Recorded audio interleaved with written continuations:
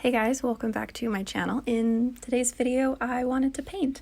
So I was browsing Pinterest for some inspiration and came across this really awesome looking piece by Gabriella Street. And it is a digital piece called Urban Cat. And I loved it as soon as I saw it because I love cats. So her piece was pink and blue. Instead, I chose to do blue and purple. But when I saw it, I knew I wanted to recreate it. So that's what I've done here. I will link her Instagram account down below so that you guys can check out her original piece and her other work because it is absolutely stunning. But I wanted to try and recreate it myself because I've never done vector art styled stuff before, and I've also never painted architecture, so I definitely wanted to try, and it was significantly harder than I thought it was going to be. All of the straight lines, I had no idea where to start, so I tried to draw a perspective grid. I don't know if it really worked or not, because some of my lines are a little wonky, but I think for a first time attempt, it looks pretty good.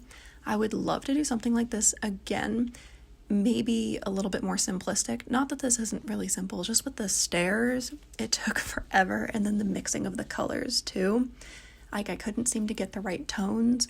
Like, the blue on the wall was too dark at first, and same with the pink on the stairs, so then I was lightening that, and changing the door, because then everything seemed to be too dark actually. I wanted it to have a more pastel feel, so I ended up having to lighten all the colors with white and then darken them again, and I chose to darken everything with dark blue to make the colors more cohesive. Now I get that she probably chose pink and blue because they're more opposite on the color spectrum, but I chose blue and purple because I'm not a huge fan of pink. I love purple, and I thought that they would complement each other nicely because they're both cool colors.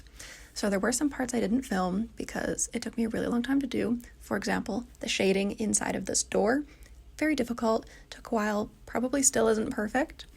And the door does end up looking a little wonky, but that's okay. I think the rest of it turned out really awesome, and I'm super happy with it. And if anybody wants to try and recreate this, I definitely recommend drawing on or figuring out how to make some sort of perspective grid to begin with, or at least having some practice with drawing in perspective grids, because I didn't, and that made it very, very challenging for myself.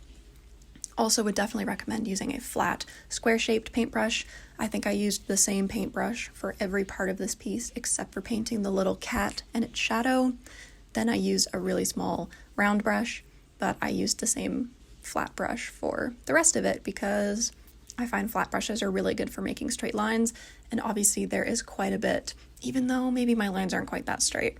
But anyways, I really loved her piece, and so this is my recreation of it. I had a lot of fun. It definitely took quite a few hours for me to do this, but I'm really, really happy with the end result.